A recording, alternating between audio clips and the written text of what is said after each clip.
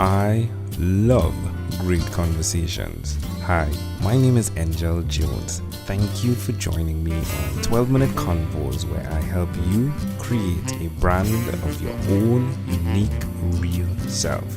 Listen in as I have conversations with amazing people from all over the world. Good night, Jyotsna Ramachandran. How are you going on this wonderful, beautiful night? Well, Angel, first of all, thank you for having me on the show. And it is early morning for me in India, and it's 6 a.m. And I just woke up to have this wonderful conversation with you. Well, that's amazing. So you are in my future. Thank you for being there. How does my future look at this point in time? It's looking nice and warm in India. I just returned from my trip in the UK where it was very cold, so I'm really happy to be back home and still asleep in the next room. So I'm happy to be awake before them. That's great. That's great.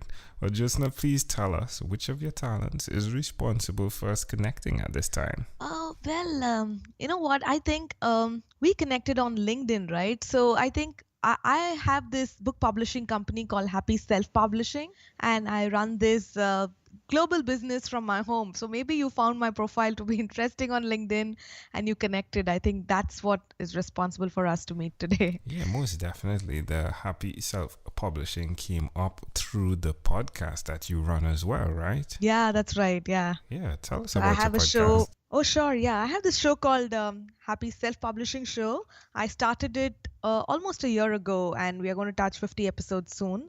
So it's a weekly show. And the reason why I started this was a lot of my clients who are aspiring authors, they keep asking me so many questions. And many times I don't have the best answers to all of them. So I thought, why not bring on people to my show who are already very successful as authors? So they could have done something good about the way they have written the book or the way they have published it or the way they are marketing their books. So each week I ask one question to my guest and they just go deep and answer that one question, and that brings a lot of value to the listeners. So that's how this idea started, and it's such a great opportunity for me to connect with so many authors globally through this podcast. And yeah, and I'm loving it. That's great. Congratulations on reaching your half century in episodes. Well done. I know you did a podcast before this as well, right? Surrounding entrepreneurs. Like, you've definitely been in the podcasting world for quite a bit. Yeah. I started one called Home Entrepreneur Show. That's because this entire concept of running a business from home while being there for your family when they need you, I think that really amazes me. And I think that's my bigger purpose in life, which is to inspire people to do their, to explore their talents and make an impact by working from home. So yeah, so that's another thing that I started a couple of years ago. So, who did you learn how to navigate the online space from? Well, actually, the trigger was my own life because when I became a mom, I was running a business which was offline. So I had to go out, do a lot of meetings, be on the phone call 24/7. So that particular business, though it was giving me money, it was not giving me the lifestyle I wanted.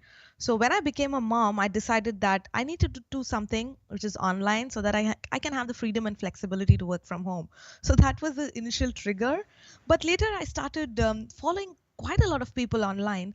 But the one person who actually showed me the step-by-step process and directions was this guy called Stephen James. He lives in Canada and he had this course called K Money Mastery, which is all about how do you publish books on Kindle. And back then, I think 3-4 years ago, that was like, a gold mine. You just put up books on Amazon and you start minting money. And that was my first online course that I took up on how do you start a publishing business. So yeah, so I can say that was my starting point. But after that, of course, I learned a lot from a lot more people. But I can attribute my first steps to this Kindle Money Mastery course. Wow, how amazing is that? Wow, so you've been in this for a while now, Jyotsna. Why will you continue to repeat these skills that are required in the online space for running your business? Okay, so one decision I've made in my life is to never go back and take up a job and never do something that is offline, which will take away my freedom. So in the last 4 years, my life has been amazing because I've had two kids in the last 4 years, and I can you know tell it without a shadow of a doubt that I'm able to be the kind of mom that I am because of the nature of my business. And I see so many moms who are my children's friends moms. They are struggling big time because they are in a corporate job and they're not able to be there for their kids when they need them, or they've given up their careers to be a full-time stay-at-home mom. And I feel bad for both these women, in both these kinds of women, because I know that they want to balance both and they're not able to. And because I'm able to do this successfully to a great extent, I would continue to grow my skill in the online space so that I can take my business to the next level and inspire all these moms and be a shining example to all of them that if I can do this, they can as well.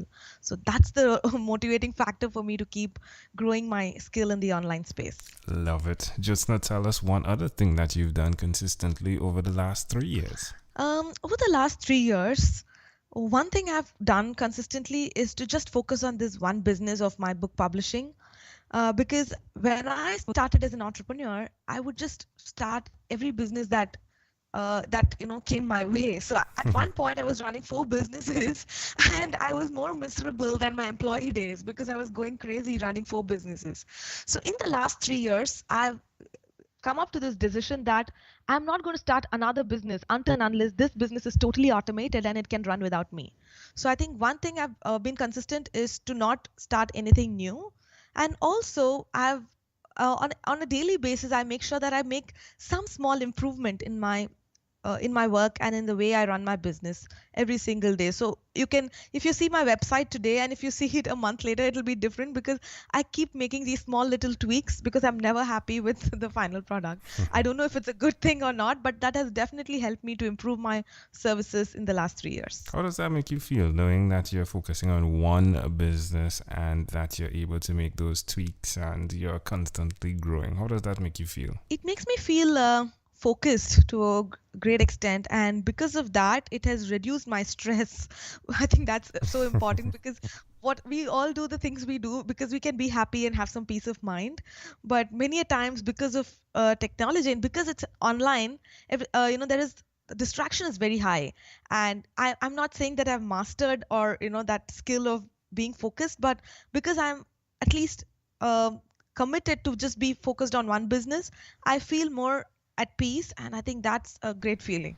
For those that are listening that are functioning in the online space or even considering functioning in the online space, why would you suggest to them that they focus on one thing? I think to have a scalable business, it is really important that we put in systems and processes and a team and automate a lot of things in the business so that we can do the more important things and focus on our zone of genius. Because as entrepreneurs we would love to do everything, right from marketing to sales to delivering our services and taking care of the accounts and all of that, but it is humanly impossible to be good at everything.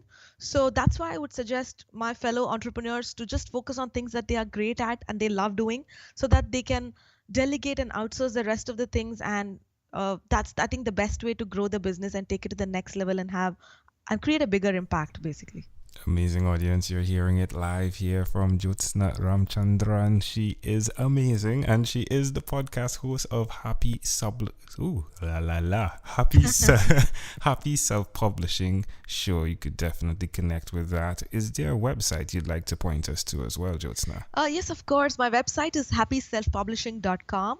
But something of value that I can offer to the listeners right away is a webinar that I conduct where I teach people the 4 pillars to actually publish their book in 53 days, like the way I did. So you can check out my webinar at happyselfpublishing.com/webinar. Love it. Well, Jyotsna, let's switch gears for a moment now and let me invite you into my time machine that is surrounded with beautiful, warm, blue Caribbean water. Jyotsna, what's your earliest childhood memory? I think my very first memory is when I was around 2 years old. Yeah, so I was living with my parents in a city called Mumbai in India.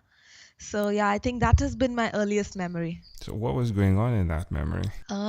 Yeah, one thing I vividly remember is I used to go with this neighbor kid of mine. She was my friend to a play school at the end of the street.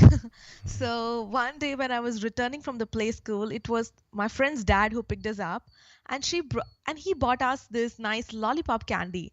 And when I returned home, my mom yelled at me for, getting that uncle to buy that candy for me because she said that I would swallow it and I would choke.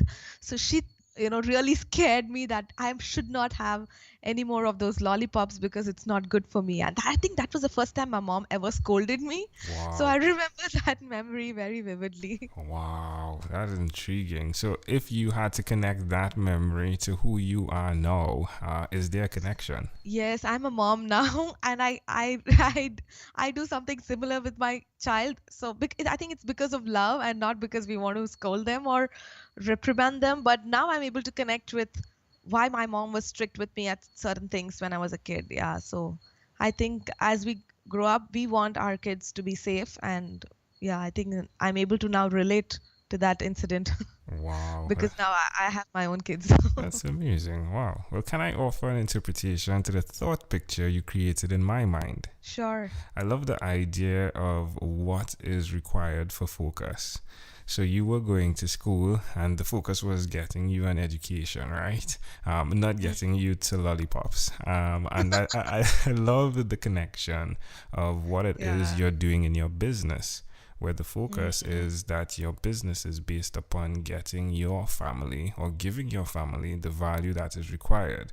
So you're True. focusing on one thing and not getting caught by the shiny red object, if you would, the lollipop. Absolutely. I think thank you, Angel, for actually giving that interpretation because that makes more sense to me right now. That's amazing. But just now, if we fast forward to when you were 12 years old, what was your favorite song? When I was 12, that's when I remember this MTV was new to India, Right? and this new pop singer called uh, "Hit Me Baby One More Time," Britney Spears. Right. Yeah, she was the new kid on the block, and we, as in grade 7 or 8, we were crazy about her songs. So I think "Hit Me Baby One More Time" that was my my Ooh. my favorite song of when I was 12 years old, and that's the time I think we were all falling in love for the first time. So I remember that very, vividly. Yeah. Well, I do like to connect dots to sometimes the song title of or even the artist, but I'm really well, I'll still do it, right? So I know your mother said it and she did it, but I know you felt as though your mother shouldn't hit you, baby, one more time, right? That's nice. Yeah, true. Oh, just now we've arrived at our destination now. But before we get off of this time machine, there is a small declaration form. So it's yes or no, possibly a bit more. We're going to move pretty quickly here. Are you ready? Yes, sure. Just now, have you chosen someone to pass on your skills to? Yes, I'm working with the project manager in my company to be the next second in line for my business. So yeah, I'm training her on that. Are you married? Yes, I am. Do you have children? Yes, I do. Do you believe in God? I strongly believe in God. Do you have an inner circle of friends? Unfortunately, no, but I think I'm missing it. So I'm consciously trying to build some strong friendships now. Do you watch TV for more than 3 hours a day? No, no, not How, at all. how about 3 hours a week? Yes. Yeah. What about screen time, the phone and or the computer? Is it more than 8 or less than 8 hours a day? I think it's exactly 8 hours a day. If you had to share with us your own unique real statement, a statement that represents Jyotsna Ramachandran, what would you say that is?